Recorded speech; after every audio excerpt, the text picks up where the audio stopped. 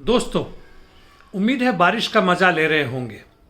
पूरे देश में भयंकर चल रहा है। पिछले एक दो दिन से कुछ कमी आई है। साथ साथ ये भी खबर देखने को मिला कि कई जगह छोटे मोटे बाढ़ आ गए। दिल्ली में भी देखा मैंने, पहाड़ों में तो और भी बुरा हाल हुआ। वैसी स्थिति देश के अन्य भागों में हुआ। चंडीगढ़ से कई वीडियो देखा, भारी मात्रा में प्याज दहते हुए नजर आ रहे थे बाढ़ में। एक यहाँ तक कि घड़ियाल भी छोटा सा दिखा, पता नहीं वो कहाँ से आ गया। जनता मज़े ले रही थी। लेकिन इसके साथ साथ ये भी खबर आया कि कई ट्रेन बस कैंसिल हो गए, जो प्रोग्राम था। पानी का जमावड़ा हो गया जो कि होना नहीं चाहिए था। कई लोग मर भी गए, कई लोग घायल भी हुए। यानी जान का भी माल का भी जो कहते हैं वह नुकसान हुआ। आखिर ऐसा क्यों हुआ? वैसे भी जब भारी गर्मी आती तो लू से जनता के कई लोग मारे जाते हैं। ऐसी स्थिति होती है जाड़ा में, शीतलहरी से लोग मारे जाते हैं। हालांकि बड़े लोग इससे मारे हुए नहीं नजर आते। शायद गलती से एक दो हो जाए तो अपवाद है, अपवाद स्वरूप है। एक उदाहरण देखते हैं। सुप्रीम कोर्ट का एक आदेश आया था वैसे मजदूरों के बारे में जो मैन होल में अंदर जाकर काम करते हैं। हमारे घरों से, खासकर शहरों और बड़े शहरों में, बाथरूम से और दूसरे जगहों से जो मल मूत्र आता है वह नाले के द्वारा कहीं बड़े जगहों में जाकर उनका विसर्जन होता है, नदी हो या कहीं हो। इस बीच में उनमें कई जगह जाम हो जाता है जिसकी सफाई जरूरी होती है। और इसके लिए मैन होल, यानी आदमी जिसमें अंदर जा सके, पतला सा सकरा सा जगह, लेकिन अंदर जाकर बैठ हो सकते, खड़े हो सकते हैं और वो जाके सफाई करते हैं। ऐसे जगहों में ऑक्सीजन की कमी होती है। Carbon dioxide, monoxide, sulphur oxide ऐसे जहरीले गैस होते हैं जिनका जमावड़ा होता है। वैसे वहाँ से निकलते भी हैं और हमारे पास ही पहुँचते हैं। जो हम AQI यानी जो हमारे समय का, जगह का, जो मौसम होता है, जो वातावरण होता है, उसका हमें अंदाज़ा मिलता है। खैर, उसमें ऐसे मजदूर मारे जाते हैं ऑक्सीजन की कमी से, घुटन से मर जाते हैं, बेहोश हो जाते हैं, बाहर नहीं निकल पाते। उनके साथी हों तो भले ही खींच कर बाहर निकाले, लेकिन मर जाते हैं। तो सुप्रीम कोर्ट का आदेश क्या था इस पर? यह था कि अब मैन होल में और उसकी जो सफाई है उसके अंदर जाके मजदूर काम ना करें। तो सफाई कौन करेगा भाई? तो सफाई करने के लिए मशीन है, बड़े बड़े मशीन है, उनमें लगा कर उनको सक किया जा सकता है और हमारे देश में उपलब्ध है, खरीदा भी जा सकता है, बनाया भी जा सकता है। तो फिर होता क्यों नहीं है? क्या यह सरकार निकम्मी है? जी नहीं, बिल्कुल निकम्मी नहीं, बल्कि बहुत दुरुस्त है, धूर्त है, चालाक है। जब हम मजदूरों से काम करवाते हैं जो ठेके पे मिलते हैं, गुजरात हो, दिल्ली हो, अन्य जगहों में हो, तो काफ़ी सस्ते पड़ते हैं। उनके रोज़ाना के हिसाब से उनकी दिहाड़ी दी जाती है, मजदूरी दी जाती है। यानी 15 दिन काम करोगे तो 15 दिन की मजदूरी मिलेगी। जो बाकी दिन काम नहीं करो तो नहीं मिलेगा। ना आपके बच्चों के लिए शिक्षा के लिए कोई व्यवस्था की जाएगी, ना आप बीमार पड़ेंगे तो उसके लिए कोई खर्च देना पड़ेगा। मरने के बाद से उनके परिवार के लिए कुछ भी देखभाल करने की जरूरत नहीं। ना प्रोविडेंट फंड है, ना EPF है। सस्ते में निपट जाते हैं। मशीन खरीदेंगे तो भारी महंगा लगता है। तो मजदूरों को परमानेंट क्यों ना करें? क्योंकि परमानेंट करेंगे तो बहुत ज़्यादा पैसे देने पड़ेंगे, खर्च देने पड़ेंगे। सरकार चलाने के लिए जो टैक्स लेती है सरकार, वो बढ़ाना पड़ेगा, उसके खर्च बढ़ जाएंगे। जो सरकारी तंत्र हैं, बड़े बड़े बाबू हैं, जुडिशियरी, मीडिया के लोग हैं, मीडिया तो खैर अलग स्वतंत्र है, लेकिन सैनिक हैं, स्वास्थ्य जो भी बचा हुआ है सरकार के अंदर में, और ब्यूरोक्रेसी, पुलिस, ये सब है, उनको देना पड़ेगा। सेना के बड़े अधिकारियों को बहुत पैसे देने पड़ेंगे।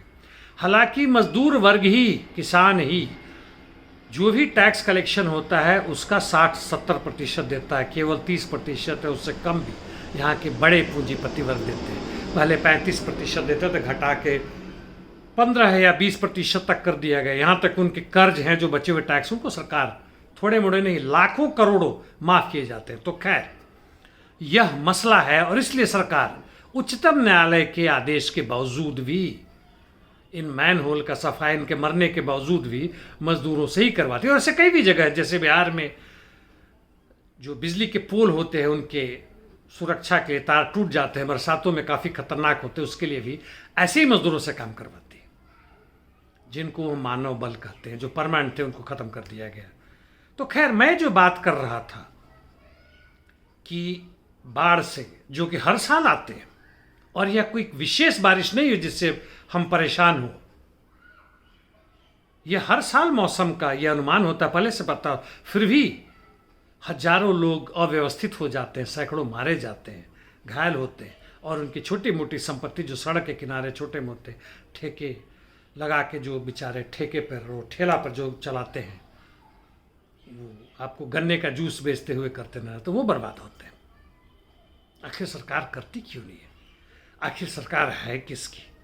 यदि आप समझें तो इसलिए सरकार नहीं करती। हमारी तो सरकार है नहीं। हाँ, हम जरूर वोट देते हैं, हर साल दे रहे हैं, 1952 से, यानी स्वतंत्रता के बाद, 47 के बाद से हम देते आ रहे हैं। अमेरिका, इंग्लैंड में और भी ज़्यादा दिनों से दे रहे हैं। 2 पार्टी 3 पार्टी मैक्सिमम आते हैं जाते हैं और बड़ी बड़ी वादे करते हैं, हमारे भी करते हैं, फिर भी हम नहीं सुधरते। हम उन्हीं में से एक चुनते हैं, कहते हैं मजबूरी है, हम अंधविश्वासी हैं, हम मूर्ख हैं, महामूर्ख हैं। खैर, जो भी हैं, लेकिन साथियों सोचना आखिर कब तक इस भरोसे बैठे रहेंगे। वैसे आपकी जानकारी के लिए भी बता दूं कि हमारे देश में अन्य देशों की तरह भी प्राकृतिक आपदा से बचने के लिए कई संस्थान हैं। जब भयानक आपदाएं आती हैं तो वो एक्शन में आते हैं। प्रधानमंत्री, राष्ट्रपति, ये लोग विचार विमर्श करते हैं, उनका फोटो लिया जाता है, दिखाया जाता है और कहा जाता है कि भारी कोशिश की इन्होंने, दिन रात काम करते हैं लोग, ट्विटर पे भी डालते हैं, फेसबुक पे डालते वगैरह डालते हैं, और जनता खुश होती है। यही हालत अन्य देशों का भी हमारे यहाँ थोड़ा ज़्यादा खराब है। भारत जो है सो तमाशा बीनों का देश है, तमाशा दिखाए जाते हैं, डुगडुगी बजता है, केवल बंदर ही नहीं नाचता है, मदारी बड़े लोग होते हैं, हम भी नाचते हैं, है ना। याद है, ताली ठोको, ताली पीटो और ढन ढन करो, कोरोना वायरस से मुक्ति पाओ, कोरोना वायरस को हराओ। और वह लोग वीर लोग होते हैं, बहादुर होते हैं। यदि यह मानना है कि यह दैविक प्रकोप है और पिछले जन्म का ये हम भुगत रहे हैं, या मरने के बाद से हम किसी गॉड या किसी के पास जाएंगे तो वो हमारा लेखा जोखा करेगा, पता नहीं कितना बलवान या कितना मूर्ख है गॉड की बना के मरने के बाद, मरने जब तक जीवित है तब तक हम उसको पता नहीं कर पाते हैं। यदि ऐसा ही है तो हम क्यों नहीं गॉड को पकड़े, क्यों नहीं उसके विरुद्ध हम झंडा लेके खड़ा हो जाए। दोस्तों, चमत्कारों में विश्वास करते तो हम अपनी ताकत में क्यों नहीं विश्वास कर सकते? अरे में एक साथ मिल जाए। मजदूर वर्ग जो 90% से ज़्यादा है, भारत में 60 करोड़ से ज़्यादा है, और हम 1% मूर्खों की बात, धूर्तों की बात, पाखंडियों की बात सुनकर अपना जीवन उनके हवाले कर रहे हैं, जो कि हमारे बिना नहीं टिक सकते। चूँकि इस देश की जितनी, इस समाज की जितनी भी संपदा बनी है या बन रही है, वो बनाने वाले हम ही हैं। प्रकृति तो सबका है, चाहे वो ज़मीन हो, ज़मीन के नीचे में खादान हो, समुद्र हो, नदी हो, वो हमारा है। वह सरकार के किसी खास मंत्री या मुख्यमंत्री, प्रधानमंत्री, राष्ट्रपति इनका नहीं है, या किसी खास पूंजीपति का नहीं है।